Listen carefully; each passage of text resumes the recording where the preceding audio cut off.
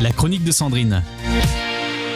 Salut la team, comme je le disais tout à l'heure, c'est un sujet un peu personnel. Donc ça s'appelle les chaussures. 10 ans. 10 ans que je lui ai dit au revoir. 10 ans que ces chaussures me trottent dans la tête. Elles vont et viennent, tel un boomerang en plein vol. Elles me frappent, me donnent des gifles et bousculent mes souvenirs, traversant mon cœur comme on plante un couteau dans la chair. À chaque battement, à chaque mouvement d'aile de cette âme si malmenée. Je vous explique. Quand on a 30 ans et qu'il nous vient l'épreuve de vider la maison de toute une vie, sa vie à elle, la maison de notre enfance, on n'a pas d'autre choix que de replonger dans les mémoires, la nostalgie. Elle nous saisit sans nous demander notre avis, ni même notre permission. Elle vient et on ne peut que la laisser faire. C'est en fouillant les placards, en triant les armoires qu'elles sont apparues, ces chaussures. Fixées dans le temps, restées à l'endroit où nous les avions laissées presque 15 ans auparavant, toutes poussiéreuses, tellement abîmées qu'il aurait mieux valu les jeter depuis longtemps.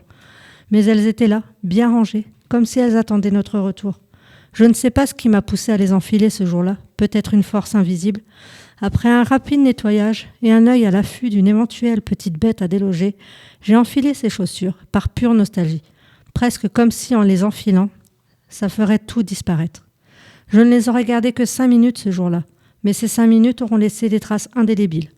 Au-delà de ces chaussures, nous sommes retombés sur toutes les photos de notre enfance. Elles aussi étaient restées comme figées, dans une sorte de pause intemporelle. Nous avons passé des heures à les regarder, les trier, récupérer ce qu'il était possible de récupérer. Oui, le temps fait son œuvre quand il y a de l'humidité et les photos n'aiment pas être mouillées. Mais c'était notre trésor.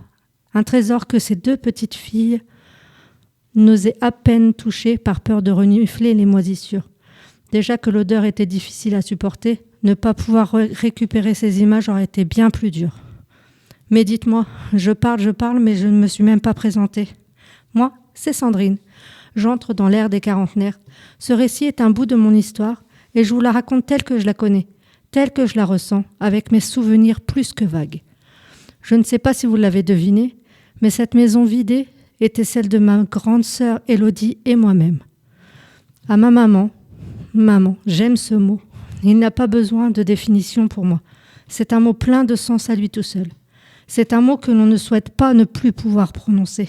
Notre maman, Armelle, est née et a vécu toute sa vie dans ce petit village, près de Pierrefonds, dans l'Oise. Voilà, c'est un bout de mon histoire que je viens de vous raconter. C'est un début de récit qui, je l'espère un jour, finira par être terminé.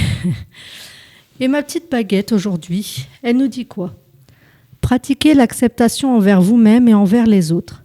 Libérez-vous du jugement et de la critique et embrassez la diversité qui enrichit notre monde. Trouvez la paix en acceptant les choses que vous ne pouvez pas changer. Voilà, c'était Sandrine. Merci de m'avoir écouté et n'oubliez pas, gardez le smile.